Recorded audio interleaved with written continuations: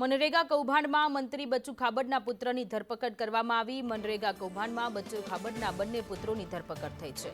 બચુ ખાબડના બીજા પુત્ર કિરણ ખાબડની પણ ધરપકડ થઈ છે। અગાઉ બચુ ખાબડના પુત્ર બળવંતની ધરપકડ થઈ હતી। એપીઓ દિલીપ ચૌહાણ, ધાનપુરના ટીડીઓ રાઠવાની ધરપકડ થઈ।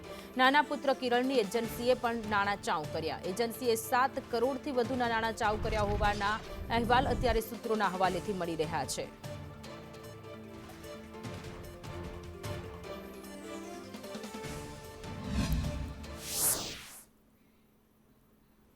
તો દેવગઢ, બારીના અને ધાનપુરાના ગામોમાં મનરેગાના નામે કરોડો રૂપિયાનું કૌભાંડ કરનાર મંત્રી પુત્રના કૌભાંડ બાદ હવે તેમની ધરપકડ કરવામાં આવી અને મંત્રીજીના દીકરા કે જેમણે પોતાના નામે અલગ અલગ કંપનીઓ ઊભી કરી હતી અને કોન્ટ્રાક્ટ લીધા હતા, માત્ર ને માત્ર એ કોન્ટ્રાક્ટના જે કામ હતા એ કાગળ પર જ રહ્યા અને રોડ બનાવવાના જે કામ છે એ કામ કર્યા નહીં અને તેને લઈને આખો મામલો સામે આવ્યો છે। અને ત્યારે હવે બળવંત ખાબડ કે જેની અત્યારે રાજીનામાની અત્યારે માંગ થઈ રહી છે, નાણાં ચૂકવ્યા તે એજન્સીઓએ ટેન્ડર બહાર પાડ્યું હતું। કૌભાંડમાં સરકારી અધિકારી અને કર્મચારીઓની મિલીભગત હોવાનું સામે આવ્યું છે। દાહોદમાં મનરેગા કૌભાંડ થયું, 71 કરોડ રૂપિયા ચાઉ કરી જવાનું આખું કૌભાંડ સામે આવ્યું છે। પંચાયતના જવાબદાર અધિકારીઓએ તપાસ કરતા આ આખું સમગ્ર કૌભાંડ સામે આવ્યું।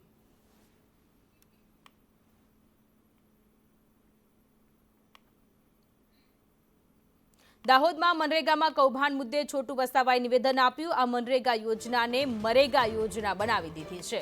મનરેગા યોજના નેતાઓ માટે જીવવાની યોજના છે। છોટુ વસાવાએ બચુ ખાબડના રાજીનામાની માંગ કરી છે। બચુ ખાબડ ડેડિયાપાડા નર્મદાના પ્રભારી હતા। સરકારી યોજનાનો દુરુપયોગ થઈ રહ્યો હોવાની વાત પણ વસાવાએ કરી।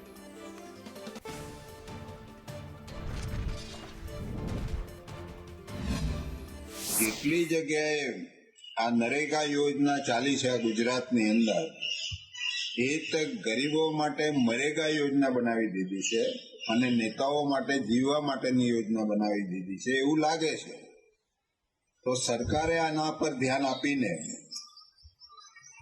લોકોને એનો ફાયદો થાય, એનું શરીર ટકે એટલા માટે આ બનાવેલી યોજના હતી, એને આવી રીતના દુરુપયોગ કરીને, સત્તાનો દુરુપયોગ કરીને લોકોનું ચાઉ કરી જવું, એને કોઈ ન્યાય નહીં આપવો।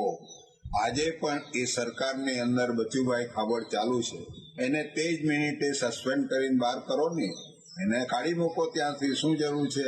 એના છોકરાઓ, એનું આખું સર્કલ આવી ખોટી એજન્સીઓ બનાવીને લોકોના આ બધું લૂંટી લેવું એ કેટલા અંશે વ્યાજબી છે?